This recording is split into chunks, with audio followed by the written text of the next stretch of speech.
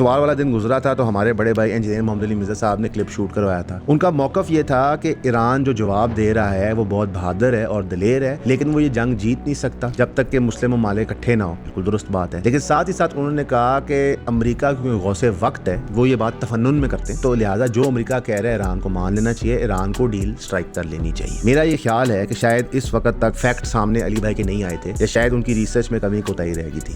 Iran deal کر ہی نہیں سکتا. اس کی وجہ میں آپ کو بتا دیتا ہوں کیوں. لیٹ سے ایران کی آج ڈیل ہو جاتی ہے کہ ایران اپنا نیوکلیر پروگرام جو ہے وہ روک دیتا ہے اور ایران اور اسرائیل کی جنگ بند ہو جاتی ہے. ود ان 1 year ایران کی گورنمنٹ ٹاپل ہو جائے گی. پوچھیں کیوں؟ آپ نے دنیا کو ڈیمونسٹریٹ کر دیا ہے کہ ایران پریشر کے انڈر باؤ کر جاتا ہے, اپنے نیوکلیر ایمبیشن جو ان کی سیکیورٹی کے لیے ان کو چھوڑنے کو تیار ہے. تو پھر تو اسرائیل کو آپ نے امبولڈن کر دیا کہ تم جب مرضی حملہ کر. شاید آپ بھول رہے ہیں کہ فلسطین کا اور اسرائیل کا سیز فائر کرایا تھا امریکہ نے. اس سیز فائر کے بعد آج تک 60,000 سے زیادہ فلسطینی بچے, عورتیں اور مرد شہید کر دیے. یہ سیز فائر جو ہے وہ صرف ایران کی میسائلز تک اپلائی ہوتا ہے, اسرائیل کو کبھی نہیں روکتا. تو آپ سیز فائر کر ہی نہیں سکتے کیونکہ آپ سمجھ رہے ہیں کہ یہ پاکستان اور انڈیا ہے جو دو ریلیٹیولی رسپانسبل ملک ہیں. یہ اسرائیل ہے. ان جھوٹے قذاب لوگوں کی باتوں پہ کبھی آپ یقین نہیں کر سکتے. اور یہ وہ کتا ہے امریکہ کا جو کبھی کبھار امریکہ کو بھی ڈس دیتا ہے. اور شاید علی بھائی یہ بھول رہے ہیں کہ ایران اور امریکہ نیگوشیٹ کر رہے تھے تو اسرائیل نے حملہ کیا تھا.